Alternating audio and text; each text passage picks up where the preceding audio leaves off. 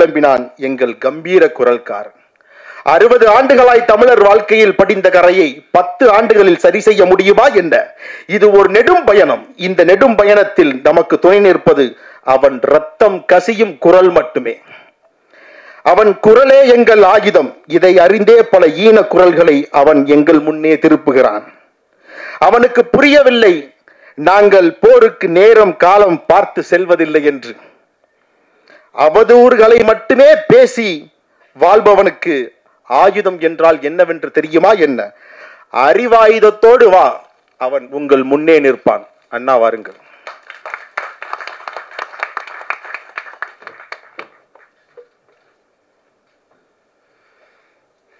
என்னுடைய பேரன்பிற்கினிய தம்பி இசக்கி கார்வண்ணன் அவர்கள் தயாரித்து வழங்குகிற என் அன்பு இளவல் இயக்குனர் கிட்டவர்கள் இயக்கி வரவிருக்கிற ஆட்டி திரைப்படத்தினுடைய முன்னோட்ட வெளியீட்டு விழாவிற்கு வருகை தந்து வாழ்த்தி அமர்ந்திருக்கிற பெருமக்கள், என்னுடைய அன்பிற்கினிய கசாலி அவர்கள், என் ஆருயிர் தம்பி, உறவில் மட்டுமில்லாது உணர்வோடும் என்னோடு இணைந்து களத்தினில் நிற்கிற இயக்குனர் நடிகர் திருமுருகன் அவர்கள், கலைஞர்களை நிகழ்வை சிறப்பிக்க வந்திருக்கிற பாராட்ட வந்திருக்கிற என் அன்பு தம்பி கேலி சித்திரத்தின் மூலம் சமூகத்தை சிந்திக்க தூண்டிய சிற்பி, கட்டுரையாளன், பேச்சாளன், கருத்தாளன் பாலா அவர்கள், இந்த திரைப்படத்தில் பங்கேற்ற மதிப்புமிக்க கலைஞர் பெருமக்கள் எல்லோருக்கும் என்னுடைய அன்பும் வாழ்த்துக்களும்.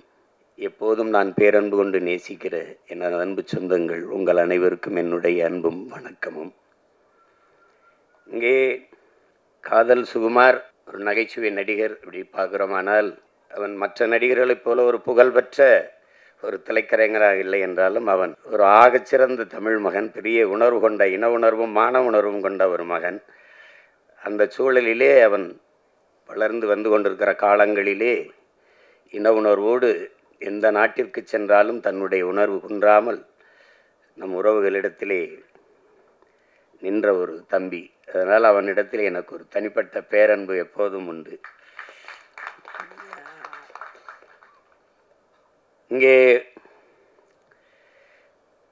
என் அன்பிற்கினிய தம்பி துரைமுருகன் அவர்கள் சொன்னது போல துரையும் கிட்டும் சேர்ந்து தான் அந்த நையப்புடையை அந்த வலையொலியை தொடங்கினார்கள். ரொம்ப நன்றாக செய்தார்கள். கிட்டுவிட்ட இயற்கையிலேயே அவன்கிட்ட ஒரு சிறந்த படைப்பாற்றல் அவன்கிட்ட உண்டு. அது எதையுமே சுருக்கமாக அதை சொல்லி புரிய வச்சுருவான் ஒரு இதை.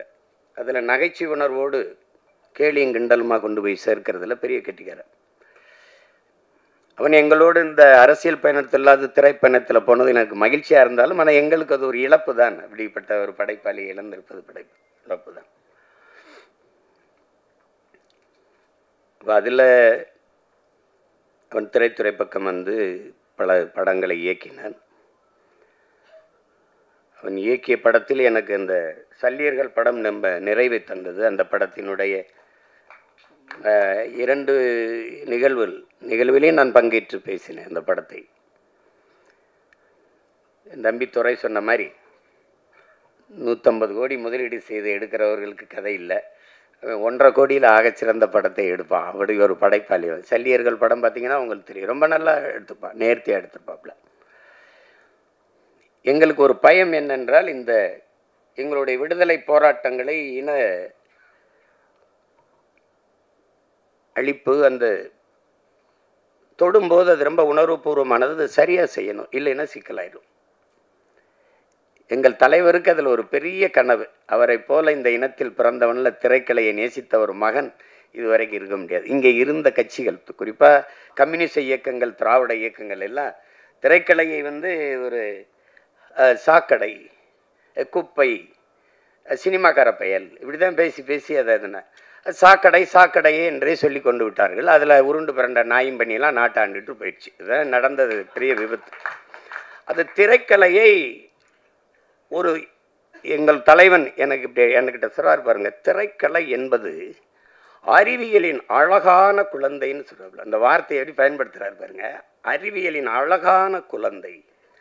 திரைக்கலை ஒவ்வொரு தேசிய இனத்தின் அழகிய கலை முகம் எப்படி வைக்கிறார் பாருங்க.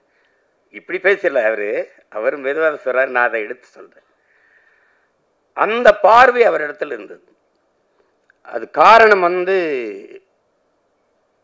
Sinless List, Braveheart, Ben Hur இந்த மாதிரி படங்களை பார்க்கும்போது நம்ம விடுதலை போராட்டம் ஏன் இப்படி ஒரு படமாக வரக்கூடாதுன்னு அவருக்கு ஒரு இது இருந்தது. ஒரு கெடுவாய்ப்பா தமிழ் பேரினத்தில் அவர் ஒரு நிர்வாக தலைவனாக இல்லாமல் தன் இன விடுதலைக்கு போராட்ட களத்தில், போர்க்களத்தில் நிற்கக்கூடிய தலைவனாக இருந்துட்டான். அவன் மட்டும் இவர்களை மேலே 50 ஆண்டு 60 ஆண்டு 10 ஆண்டு 20 ஆண்டுலாம் ஆள்றந்த உலகத்திலே தலை சிறந்த நாடாக தன் இனம் வாழ்கிற நாட்டை கொண்டு இருக்கிறான். அவனுடைய கனவு பல்லாயிரம் ஆண்டுகளாக தம் முன்னோர்கள் தூக்கி சுமந்த கனவு, அவன் அறம் சார்ந்து வாழ்ந்த ஆட்சி செய்த மறவர்களின் கனவு. அதனால அப்படிப்பட்ட ஒரு தலைவன் அதுக்காக பெருமுயற்சி எடுத்தார்.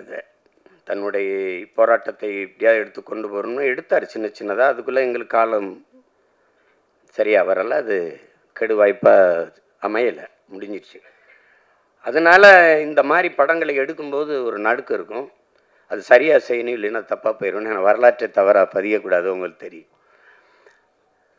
அதில் என் தம்பி சல்லியர்களை போராட்ட வரலாற்றில் பெருங்கடல், அது ஒரு துளியை மிகச்சரியாக பதிவு செஞ்சான்னு எனக்கு ஒரு நிறைவு. அதுபோல் இந்த ஆட்டி படத்தையும் அவன் சிறப்பாக செஞ்சுருப்பானுங்கிறதுல எனக்கு அசைக்க முடியாத நம்பிக்கை. இங்கே அந்த ஆட்டி அப்படிங்கிற அந்த படத்துக்கு சொல்லுவோம், அது எங்கள் குடியில் பெண்கள் முதலாம் அப்படின்னு. அதில் மாற்று கருத்து இருக்க முடியாது. கிட்டு பேசும்போது வருத்தத்தில் சொன்னால் நமக்கு வரலாற்று பதிவுகள் எதுவும் இல்லை அப்படின்னு, அது ஒத்துக்கணும். இதில் நம்மளா பெருமையாக பேசிக்கிறது இருக்குல்ல. எப்படின்னா, வரலாற்றை படைக்கிறவனுக்கு அதை எழுத பதிவு செய்ய நேரம் இருக்காது. நம்ம செய்யலை இருந்தாலும் விழுந்துட்டா மீசையில் மண்ணோட்டில் பெருமை பேசுகிற மாதிரி தான்.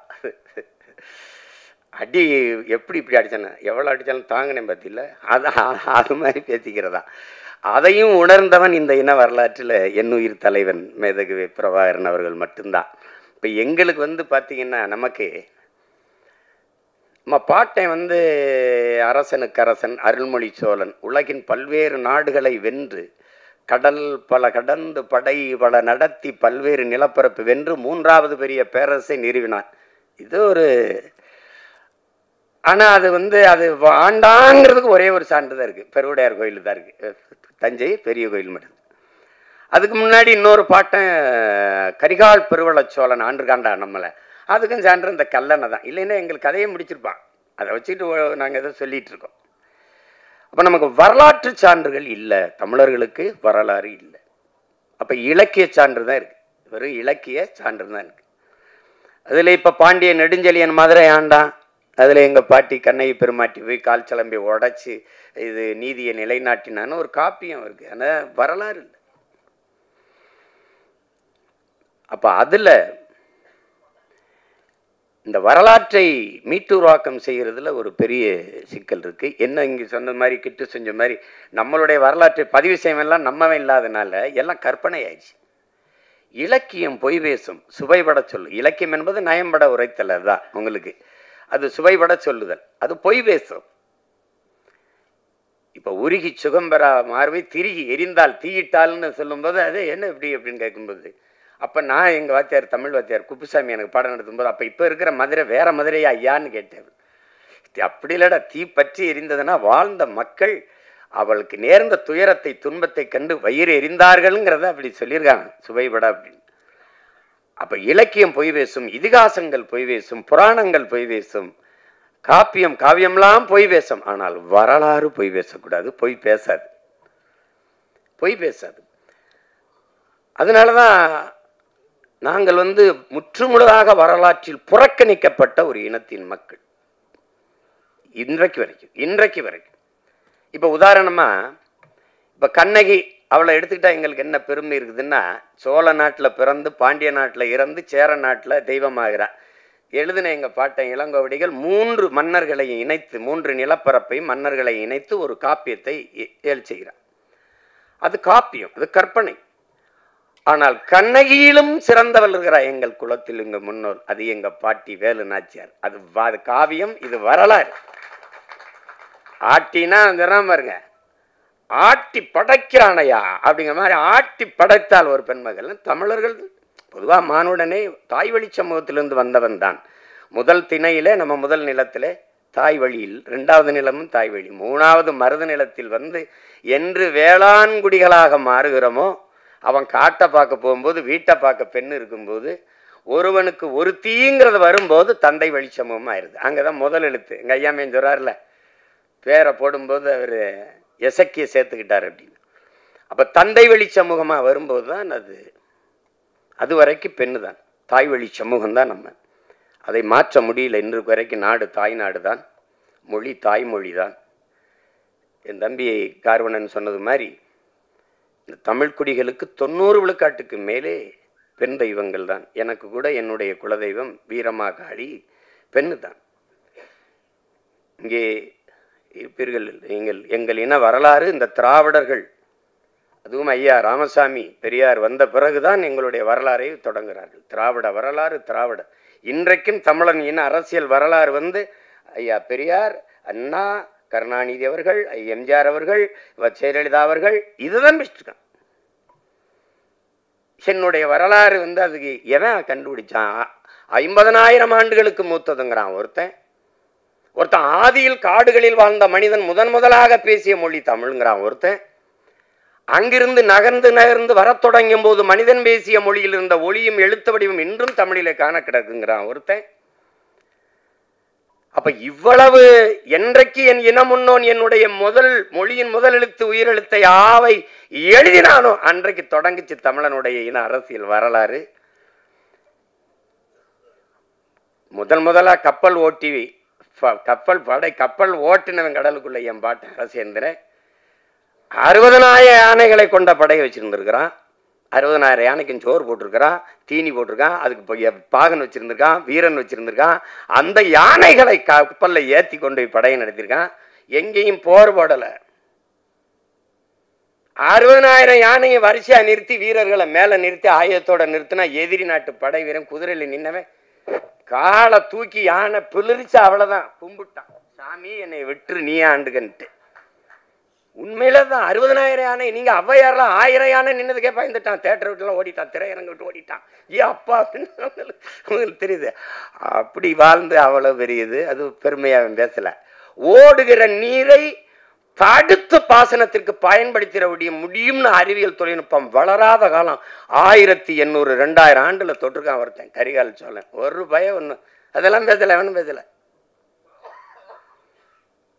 யாரும் பேசுறது இல்லை, எவனும் பேசுறது இல்லை. ஒரு கைம்பெண் 200 ஆண்டுக்கு முன்னாடி ஒரு விதவை பெண் வந்து வெள்ளச்சேலை உடுத்தி முக்காடை போட்டு மூளையில் உட்காந்து மூக்கை சிந்திட்டு அழுகுன்னு. இதுதான் இருந்த நிலைமை. புருஷன் செத்து போயிட்டான், என் பாட்டை முத்து விடுங்கண்ணா, செத்து போனான், கோயில் வாசலில் செத்து பணமாக கிடக்குன்னு. என் பாட்டை 2 பேரும் போகாதேங்கிறான், மருது பாண்டி 2 பேரும் தளபதி. போக வேணாம், வெள்ளைக்காரன் வருவான் சுற்றுவான் அப்படின்னு பயப்படுது. ஒன்று கவலையே படாமல் மகளை தூக்கிக்கிட்டு போய் அவன் உயிரற்ற கிடந்த உடலின் மீது சத்தியம் செஞ்சு இழந்த நிலத்தை நான் மீட்டே தீர்வேன்னு போறா ஒரு மகள், ஒரு கைம்பெண். இந்த சமூகம் சொல்ற மாதிரி ஒரு பெண்மகள். என் அன்பு சொந்தங்களை நீங்க கொஞ்சிருங்க, இந்த நிலத்தில் எத்தனையோ வீரம் இருந்திருக்கான். இந்திய பெருநிலம் அடிமைப்பட்டு கிடக்குது. அந்த நிலத்தின் விடுதலைனே வச்சுக்க, எந்த ஒரு மகனும் வென்றதில்லை. போர்ல வெள்ளக்காரண்ட தோற்று தான் இருந்திருக்கான். என் பாட்டன் தீரன் சின்னமலையோ பூலித்தேவனோ இல்ல அழகுமுத்துக்கோனோ எவனுமே தோற்று தான் போயிருக்கான். ஒரே ஒரு பெண்மகள் தான் போரிட்டு வெள்ளையனை தோக்கடித்து இழந்த நிலத்தை மறுபடியும் மீட்டவள் ஒரே ஒருத்தி, எங்க பாட்டி மானமரத்தி வேல் நாச்சியார் தான். உண்மையிலே ஆட்டினா அவதான். அதை நம்ம பேசுறதுல வரலாற்றில் அவர் படிப்பினை இல்லை. கண்ட நாய் பேய்க்கெல்லாம் தெருவிலங்கு ஜலை இருக்கு. என் பாட்டிக்கு இந்த சிவங்க அரண்மனை வாசல ஒரு மரப்பாச்சி தண்டி பொம்மை வச்சிருக்கான். இதெல்லாம் வந்து அப்போ எப்படி வருதுன்னா கோவம் வருது. வரலாற்றில் நீ புறக்கணிக்கப்பட்டுட்டாய். உன் பாடத்திட்டத்திலே தென்னாட்டின் சான்சிராணின்னு தான் உன் பாட்டி எழுதியிருக்கான் வேலுநாச்சியார் பிறந்து இறந்து 85 வருஷம் கழிச்சு பிறக்கிறான். மணிக்கர்ணைங்கிற பெண் 85 வருஷம் கழிச்சு பிறக்கிறார். இளம் வயதிலேயே திருமணம் முடிச்சு கொடுத்ததுனால சான்சி சான்சி அந்த மன்னன் இறந்து போனதுனால அந்த நிலப்பரப்புக்கு அவர் தலைவியாகி அரசியானதுனால சான்சி ராணி இளம் வயது திருமணம்னால பாய் லக்ஷ்மி பாய் சான்சி ராணி லக்ஷ்மி பாய்னு பேர் வருது. நீ என்ன வரலாற்றில் பதிவு செஞ்சிருக்கணும்? சான்சி ராணி எழுதும்போது வடநாட்டின் வேலு நாச்சியார்னு எழுதியிருக்கணும். ஆனால் நீ என்ன பண்ற? தென்னாட்டின் சான்சி ராணின்னு என் பாட்டு எழுதுற. அங்கே நான் பேசாமல் மண்டையாட்டிக்கிட்டு இருந்தேன் பாரு, அங்கே செத்துச்சு என் வரலாறு, அங்கே போயிருச்சு என்னுடைய வரலாறு. நீ என் பாட்டை வாவு சிதம்பரனாரை விட நீ என்ன வல்லபாய் பட்டேல் பெரியாள்? நீ என்ன பண்ணிட்ட நீ? ஆனா வல்லபாய் பட்டேல் எனக்கு வரலாறு இருக்குது, என் பாட்டன் வாவுசி இல்லை. அதாங்க அது சிக்கல். கற்பனை கூட நீங்க செய்ய முடியாது. என் தாத்தன் வழக்கறிஞர், என் அப்பன் வழக்கறிஞர், நான் வழக்கறிஞர்.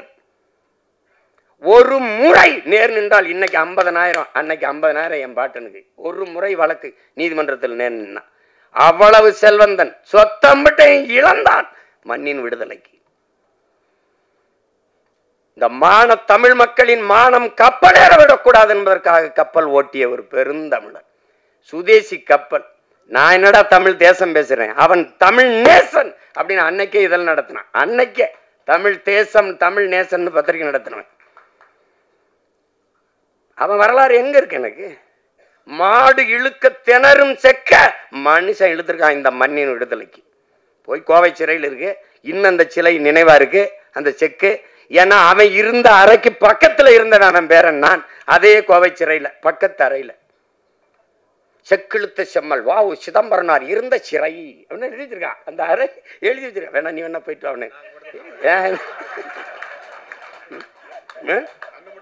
போல விரைவில் அனுப்பி வைக்கிறேன். ஏதாவது இதில் பேசிட்டு வாடனா போட்டுருவான். என்ன நான் போகாத சிறை இருக்குன்னு நினைக்கிறீங்களா? நீதிமன்றம் இருக்குன்னு நினைக்கிறீங்களா? அவருக்கு எதாவது பார்க்கணும் சீமானேன்னா உடனே வரணும்ன்றப்பல கட்டாயம் நேர் நிற்கணும். வழக்கு இருக்குது, இதுக்கு ஒரு வழக்கு இருக்குது. வல்லபாய் பட்டேலை படித்தோம், நம்மளுடைய பாட்டன் வாவு சிதம்பரனாரே படிக்கல. நீங்கள்லாம் நான் கோவப்படுறேன்றீங்க, நான் கோவப்படுறதே பரவாயில்ல. என் தம்பியெல்லாம் கொந்தளிச்சிட்டாப்ல. இங்கே பாருங்க, தொலைக்காட்சியில் என் உடன் பிறந்தார்களாக இருக்கிறீங்க. தந்தை பெரியார், கலைஞர் அதான் பேசுகிறீங்க. நீங்கள் ஜெயலலிதா அம்மா சொல்லணும், இவர் அப்பா சொல்லணும், அவரை தந்தை சொல்லணும், இவரை கலைஞர் சொல்லணும். ஆனால் எங்களை மட்டும் வாவுசி மாப்போசி என்னடா சீசின்னு வச்சுட்டுக்கிற நீ? எப்படி இருக்கு? எந்த மான தமிழன் இதை ஏற்பான்? வாவுசி மாப்போசி, என் சிலம்பு செல்வர் மாப்போசி, செக்கிழுத்த செம்மல் வாவுசி சொல்ல முடியாத ஒன்னல்ல. தமிழ் தென்றல் திருவிக்கா, தனித்தமிழ் அடிகளார் மறைமலை அடிகள், முத்தமிழ் காவலன் கியாப்பை விஸ்வநாதர் பேச முடியாத ஒன்னல்ல. பேச முடியுமா? முடியாது. திரைப்படத்தில் நடிச்சோம்னா தலைவர் என்ன சொல்றாருன்ற, தலைவர் என்ன சொல்ற, எங்க தலைவன் என்ன சொல்ற, திருப்பிரபாகரன்ற. டேய், கழுத்த திரி விடலையும் பாட்டுரு. நீ ஏன் அவரை மேதகன்னு சொல்ல மாட்டியா? பேசுறத பாரு, நீ பேசுறத பாரு. நாளைக்கு கூட பேசுவான் பாரு. எப்படி பேசுவான் பாரு. தமிழர் தந்தை சீபாதித்தனார் சொல்ல முடியாதா? சிந்தனை சிற்பி சிங்காரவேலர் அப்படி சொல்லியிருக்கியா? நீ எங்கேயாது சொல்லியிருக்கியா? ஆனா இதை மட்டும் பாரு, இதை மட்டும் தமிழன் விழித்துக்கொள்ளனேன்னு வச்சுக்கிறீங்க. பெரியார் தந்தையாயி, ஐயா ஸ்டாலின் அப்பாவாயி, ஜெயலலிதா அம்மாவாயி, நம்மெல்லாம் எவன் என்னன்னு தெரியாம போயிடும். பெத்தப்ப அம்மாவை மறந்துட்டு நீ இதான் அம்மா அப்பான்னு சொல்லிட்டு திருவே. நீ இப்படிதான் உன் வரலாற்றை இழந்த. நீ இப்படிதான் இழந்த. நான் தான் படிக்க வச்சேங்கிறத நீ எப்படி நம்பின? நீ எப்படி நம்பின? உன் இனத்தில் எத்தனை பெண்பார் புலவர்கள்? 100க்கும் மேற்பட்ட பெண்பார் புலவர்கள். நச்சினார், கிணியர், அவ்வை, எத்தனை அறிவு மூதாட்டியே உன் பெருமகள் அவ்வை. பெண்களை காப்பிய நாயகர்களாக வச்சு பாடியவன் தமிழன். சிலப்பதிகாரம், மணிமேகலை, எத்தனை காப்பியங்கள். குல தெய்வங்களாக வச்சு கும்பிட்டவன் தமிழன். அப்ப எப்படி எங்க நீங்க? நான் தான் பெண்ணடிமை நீக்கின, எங்க நீக்கின? நீ படிக்க வச்ச சரி எதை? திருக்குறளை, சிலப்பதிகாரத்தை, மணிமேகலையை, சிவக சிந்தாமணியை, வளையாபதியை, குண்டலகேசியை, ஐங்குறுநூறுவை, 1810வை, அகநானூறுவை, புறநானூறுவை, கலித்தொகையை, கலிங்கத்து பரணியை படிக்க வச்ச, கம்ப ராமாயணத்தை படிக்க வச்ச. இதையெல்லாம் எழுதினவனை எவன்டா படிக்க வச்சது? பதில் வச்சிருக்கியா? பதில் வச்சிருக்கியா? பெரியார் தான் படிக்க வச்சார். வச்சுக்க. பக்கத்தில் இருந்த அறிஞர் அண்ணாவா WMA 2 முதுகலை படித்தார். அண்ணாதுரை ஐயா, அதுக்கப்புறம் ஐயா அன்பழகன், நெடுஞ்செழியன், இவர்கள் 3 பேரையும் படிக்க வச்சது யாரு? அவருக்கு பக்கத்திலே உட்கார்ந்துருந்தாங்களப்பா. ஏன் இதெல்லாம் நீங்க கேள்வி எழுப்பல?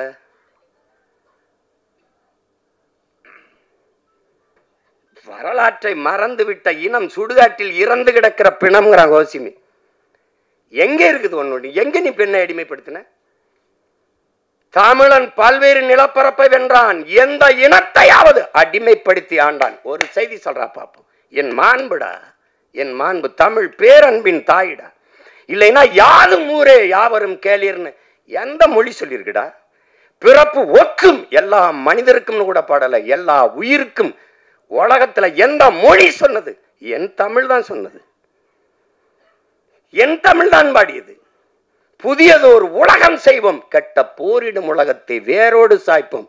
என் தமிழ் தான், என் தமிழ் தான்.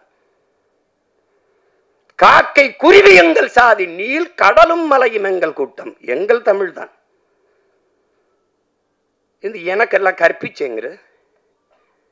பாரதி பிறந்து இறந்து 1921 நம்ம பாட்டன் பாரதி இறந்து போறாங்க.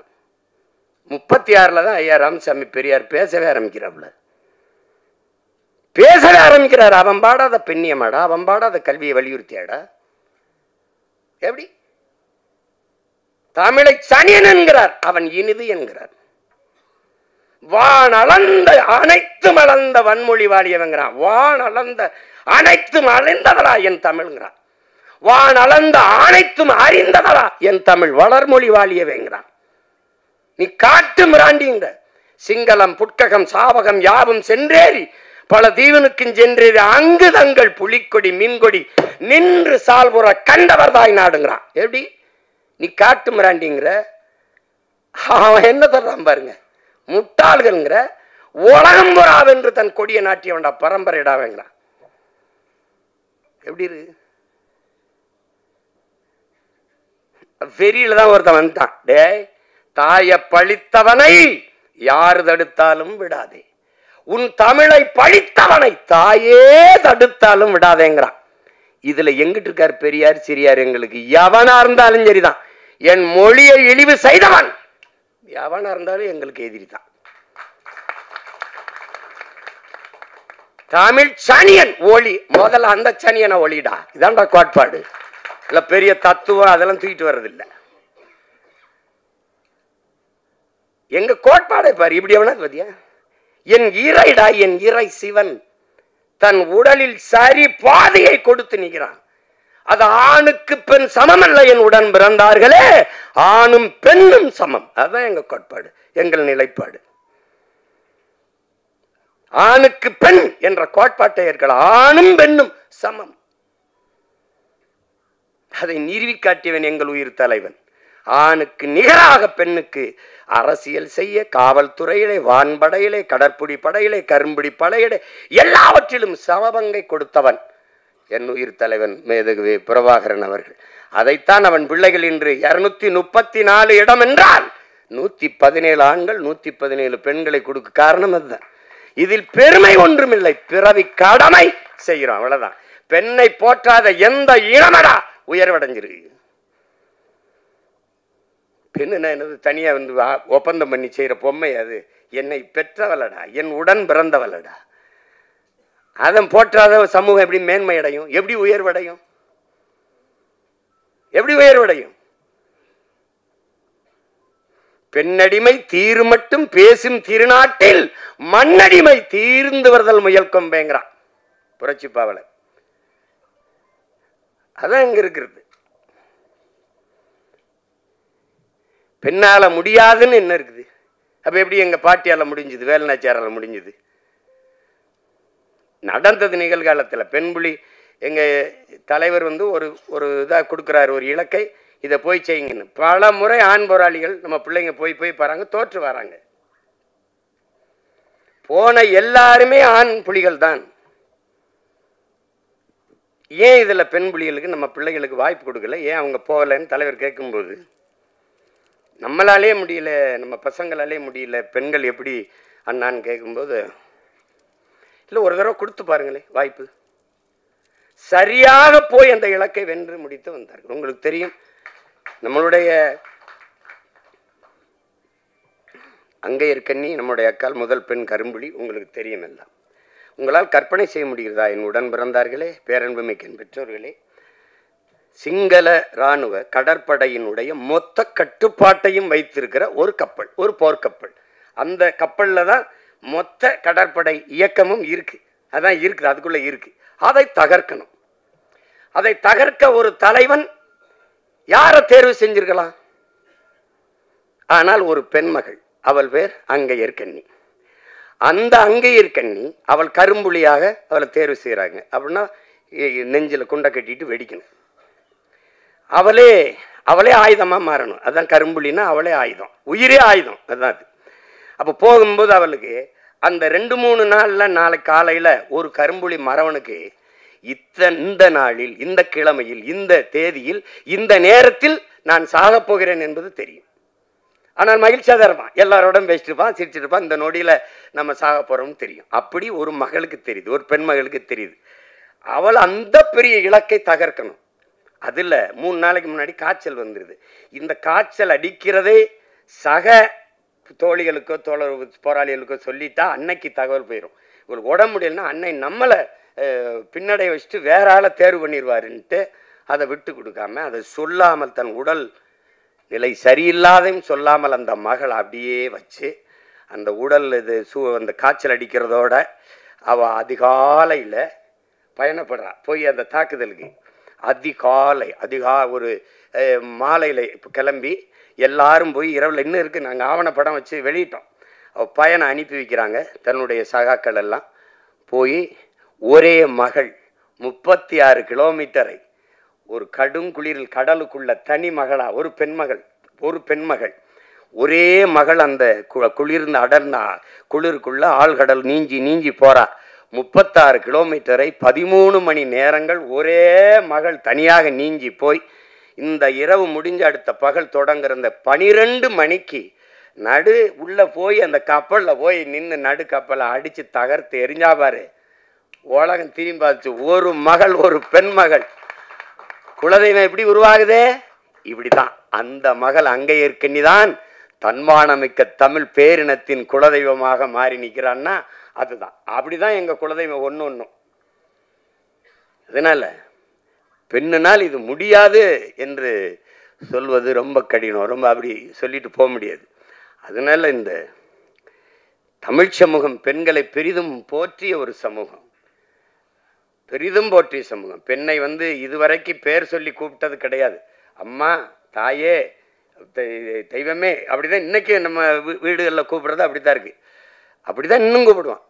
ராசாத்தி, கண்ணு, அம்மா, என் தெய்வமே, என் தாயே, அப்படிதான் கூப்பிடுவாங்க. அப்படிதான் இதுவரை நம்ம வீடுகளில் எல்லாரும் அப்படி கூப்பிடுறது வழக்கம் இருக்குது. அது வரலாற்றில் புறக்கணிக்கப்பட்ட, நிராகரிக்கப்பட்ட இனத்தின் மக்கள் ஒரு நாள் தங்களுக்கான வரலாற்றை தாங்களே எழுதுவார்கள் என்று அறிவாசான் அண்ணல் அம்பேத்கர் சொல்றார் என்றால் அது சும்மா அல்ல. அப்படி வரலாற்றில் நிராகரிக்கப்பட்ட, புறக்கணிக்கப்பட்ட இனத்தின் மக்கள் எங்களுக்கான வரலாற்றை நாங்களே மீட்டுருவாக்கம் செய்கிற, மறுபதிப்பு செய்கிற பணியை செய்கிறோம். அதில் ஒன்றுதான் என்னுடைய தம்பி கிட்டு போன்ற திறமைமிக்க திரைக்கலைஞர்கள் செய்து வருகிற சிறிய சிறிய முயற்சி. அதில் இன்னைக்கெல்லாம் பொன்னியின் செல்வன் ஒரு படம் பார்த்தா அதுதான் நம்ம சோழ வரலாறுன்னு நினச்சிட்டு இருக்கோம். அது ஒரு புதினம், அது ஒரு நாவல், அது ஒரு ஒரு திரைக்கதையாக அது ரசிக்கத்தக்க சொல்லப்பட்டது. உண்மையான வரலாறு அது ஒன்றும் இல்லையே. ஆதித்ய கரிகாலன் என்ன தற்கொலை பண்ணி செத்து போட்டான்னு ஒரு கதை, காதல் தோல்வியில் செத்து போனான்னு வருது. அது சரி, என்ன பண்ணுறது? அது அப்போ உலகெங்கும் ஒவ்வொரு இனத்தையும் வரலாறு தான் வழி நடத்துது. அப்போ என் இன வரலாறு தான் என்னை வழி நடத்தணும். ஆனால் எனக்கு ஒன்று வரலாறு இல்லை. அப்போ அதுதான் இங்கே இருக்கிற தடுமாற்றத்துக்கு காரணம். அதுதான் உங்களுக்கே தெரியும். தமிழருடைய அரசியல் வரலாறுன்னா இதுதான் இருக்குது, இதுதான் இருக்குது. அதை பேச மாட்டாங்க. நீங்கள் அதை சொல்லவே மாட்டாங்க. ஆகப்பெரும் மேதைகள், அறிஞர்கள் வாழ்ந்த நிலம் இது. ஜீவானந்தம் சிங்காரவேலரை தாண்டி இங்கே வேணுமா? அயோத்திதாரசர், ரெட்டமலை சீனிவாசன், MC ராசாவோட தலைவர்கள் உங்களுக்கு வேணுமா? இல்லை அவங்களாம் தலைவராக தெரியலையா? பெரும் பெரும் மேதைகள் வாழ்ந்திருக்காங்க இந்த நிலத்தில். தன்னலமற்று உண்மையும் நேர்மையுமாக இந்த மக்களுக்கு வாழ்ந்து மறந்திருக்கான். கக்கன் தாத்தா காமராஜர், தாத்தா கக்கன், தெய்வ திருமகன் தாத்தா முத்துராமலிங்க தேவர், எவ்வளோ பெரிய மேதைகள் இந்த நிலத்தில் இருந்து வாழ்ந்திருக்காங்க. அந்த வரலாறுலாம் புறக்கணிக்கப்பட்டிருக்கு. தமிழனுக்கு எவன் தலைவனாக வந்தாலும் சாதி மதத்துக்குள் தள்ளுவான். தமிழன் அல்லாத எவன் வந்தாலும் அவனை அப்படியே தலைவனாக ஏற்று கொண்டாடுவான். இது ஒரு நோய், இது ஒரு நோய். சீமான் வந்தா என்ன ஆளுக, அப்படிதானே என்ன ஆளுக, நம்ம ஆளுகளா அப்படின்னு என்னையே கேட்டான் தோல் மேலே கைவிட்டு, நீங்கள் என்ன ஆளுகன்னு. நான் அப்படியே நான் சித்தாளுக, உங்கள் வீட்டில் பூச்சி வேலை இருந்தால் சொல்லுங்கள், பூசிட்டு போகிறேன்னு. அது தெரிஞ்சுக்கிற ஆர்வமாக இருப்பான். விசாரிப்பேன். எப்படி விசாரிப்பான்னு நினைக்கிறீங்க? நீங்கள் எந்த ஊர்? ராமநாதபுரம், சிவகங்கையில் எந்த ஊர்? அப்பா என்ன பார்க்குறாப்புல? அப்பா அவன் சொந்தக்காரன், அவன் சாதிக்காரன் பேரவர்னு சொல்லி அவர் உங்களுக்கு என்ன வேணும்பா? இவன் ரொம்ப கஷ்டப்படுறான்னு நான் என்ன ஆளுகன்னு சொல்லிடணும். ஏன்னா இந்த சாதி தாங்க, என்னங்க உங்கள் பிரச்சனை? நான் உங்கள் வீட்டுக்கு பொண்ணு கேட்டு இல்லையே. எப்படி இருக்கு புரியுதா?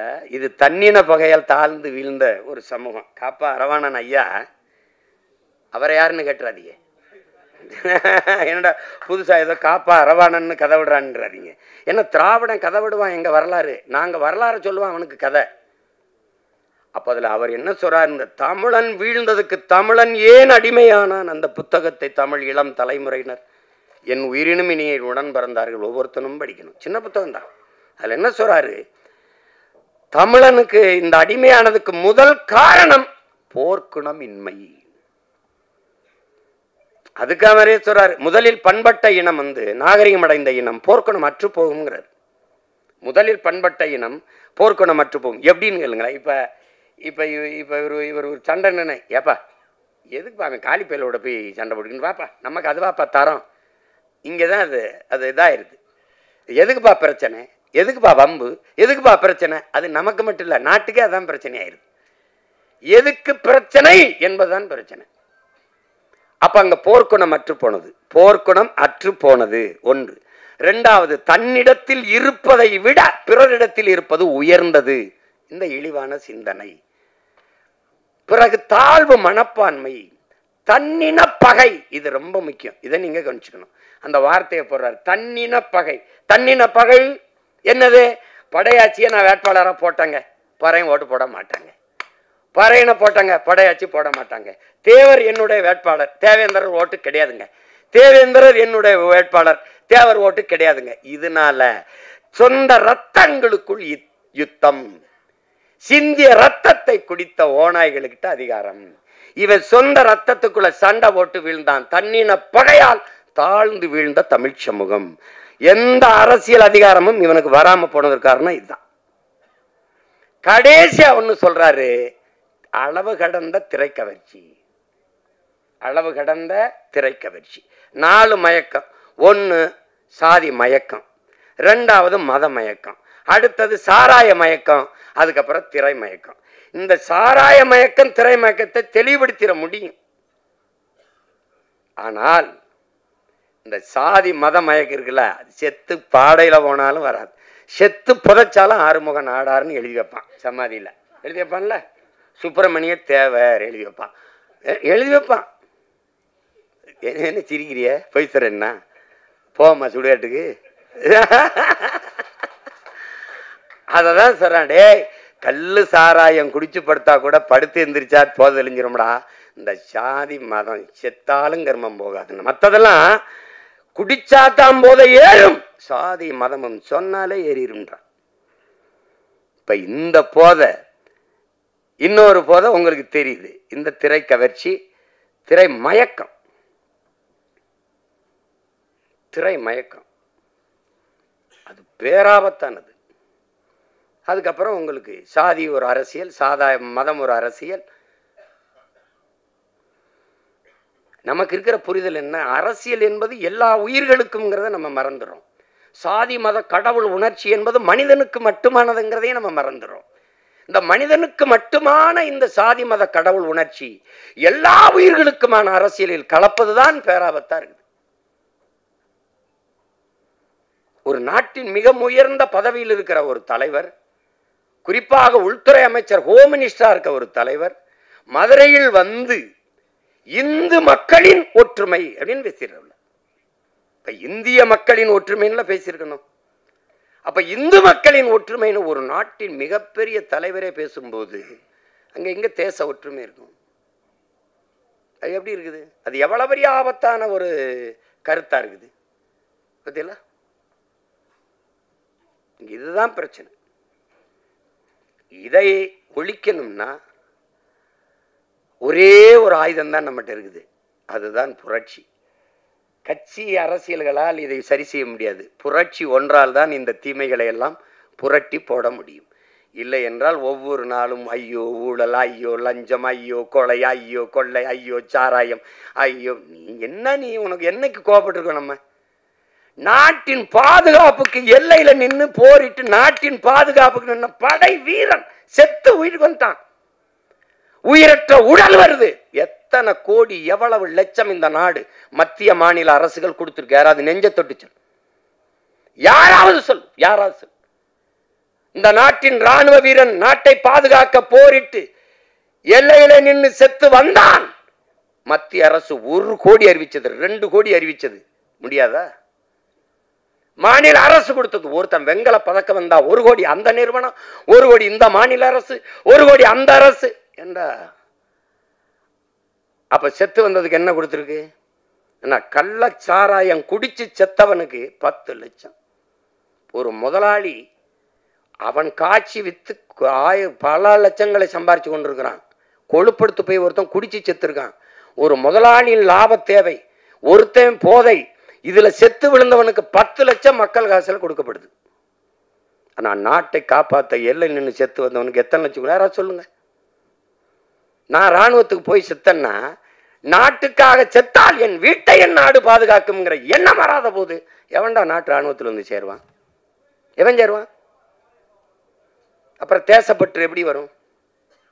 நாட்டுப்பற்று எப்படி வரும்? நாட்டுக்காக செத்தவன் மீதே நாடு பற்று வைக்காத போது நாட்டுப்பற்று எவனுக்கு வரும்? சாதாரண குடிகளுக்கு எப்படி நாட்டுப்பற்று வரும்?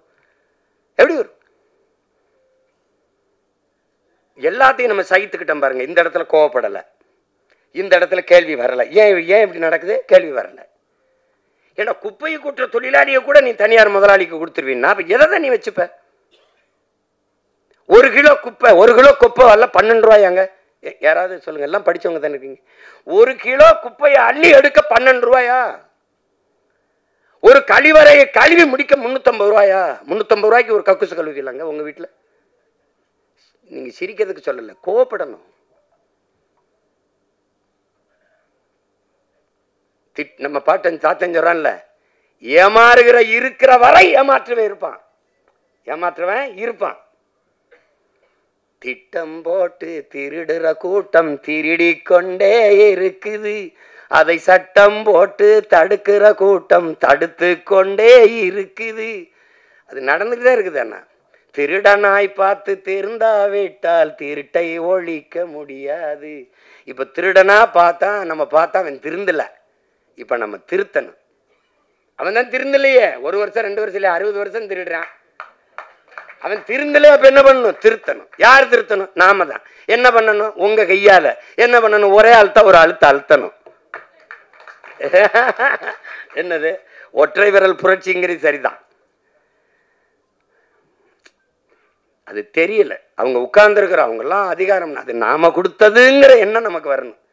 நம்ம போட்ட ஒத்த ஓட்டில் வந்த வலிமை தான் அதுன்னு வரணும். உங்களுக்கு என்ன வரணும்? அதுதான் முக்கியம் இங்கே. அப்போ அங்கதான் மாறுதல். அதுதான் அண்ணல் காந்தியடிகள் உலகத்தை எப்படிப்பட்ட மாறுதலுக்கு கொண்டு வர நினைக்கிறியோ அதை உன்னிலிருந்து தொடங்குடாங்கிறாரு. நான் என்னிலிருந்து தொடங்குறேன், நீங்க உங்களிலிருந்து தொடங்குங்க. நம்மிலிருந்து நல்ல மாற்றம் தொடங்கட்டும். நான் 6 மாசத்துல தேர்தல் வருது, அப்பவாவது ஒரு மாறுதல் வருதான்னு பார்ப்போம். அதான் ரொம்ப முக்கியம். என்ன ஐயாமனே?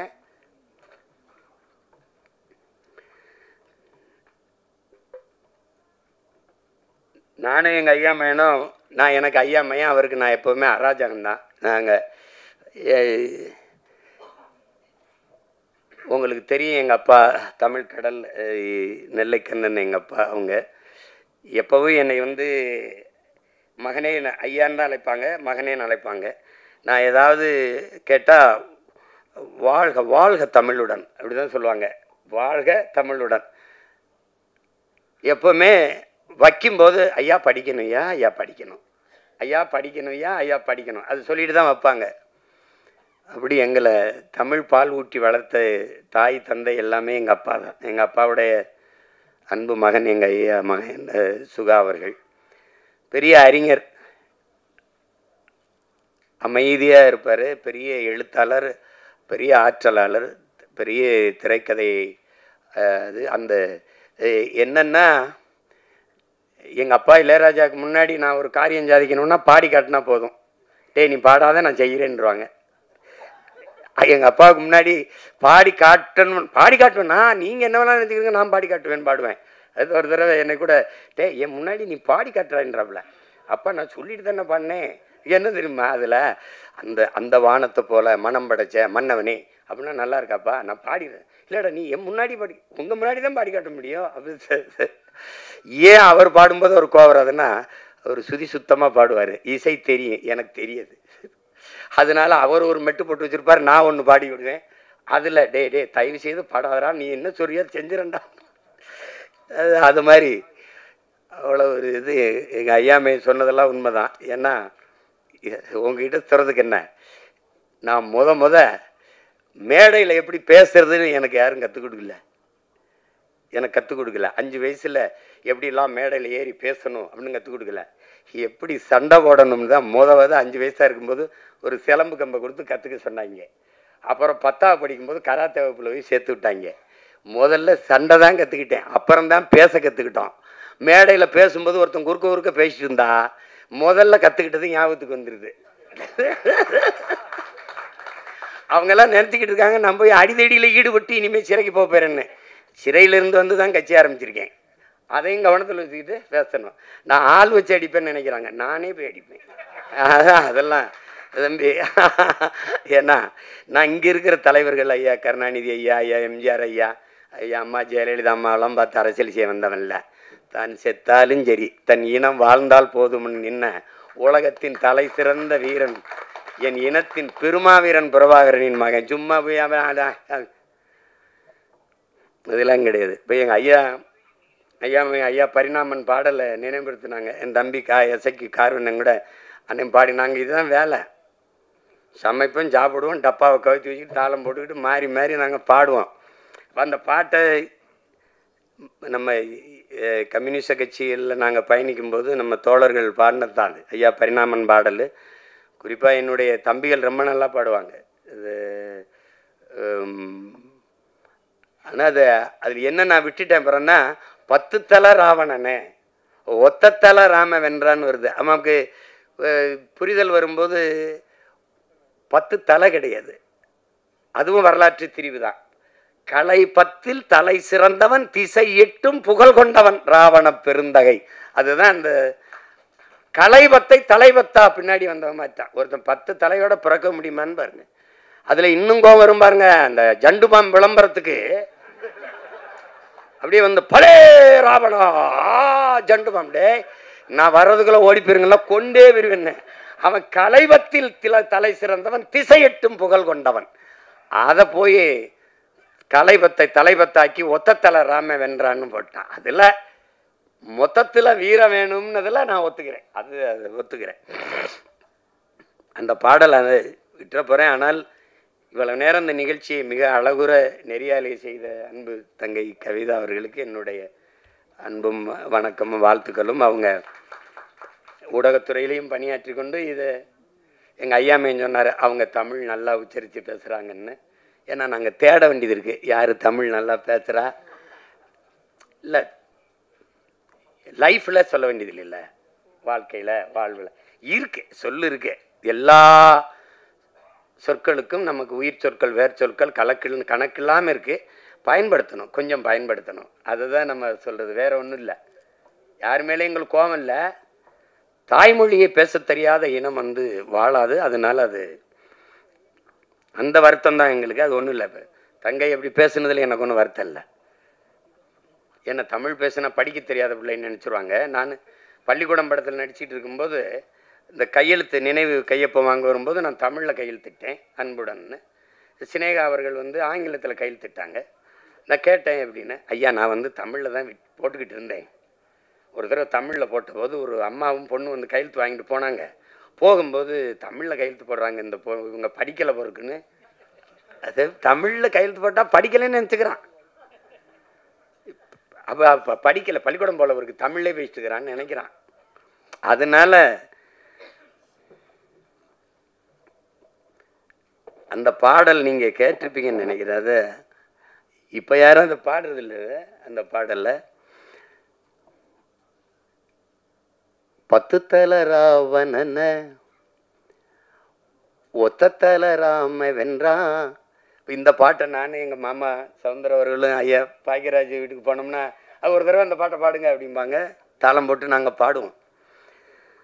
10 தல ராவணன ஒத்த தல ராம வென்றான், மொத்தத்துல வீர வேணும் சுடலமாடா.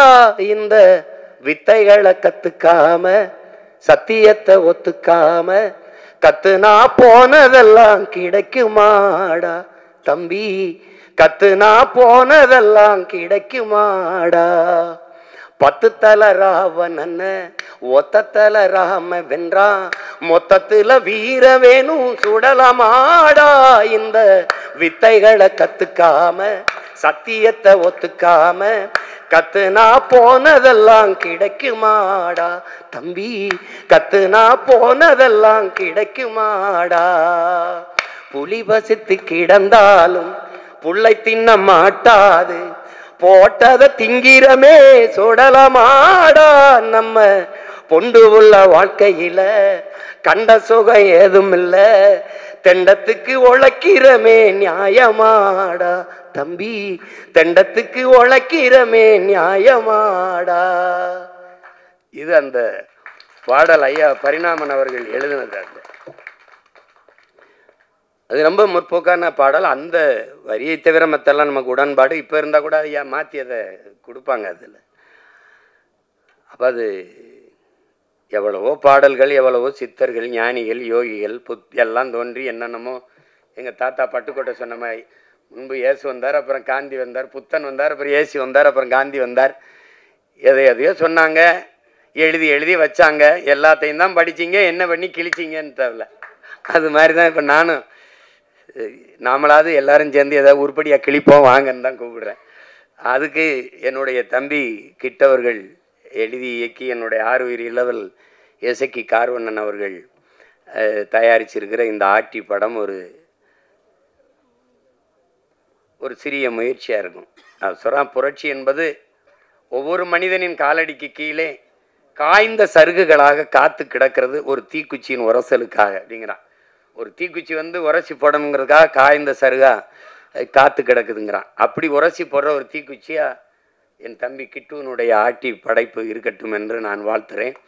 இந்த நிகழ்விலே இவ்வளவு தூரம் பங்கெடுத்து விழாவை சிறப்பித்திருக்கிற என் அருமைக்குரிய உறவுகள், என் அன்பு சொந்தங்கள், மதிப்புமிக்க ஊடக உறவுகள், உங்கள் எல்லோருக்கும் என்னுடைய பேரன்பும் வாழ்த்துக்களும். நன்றி, வணக்கம்.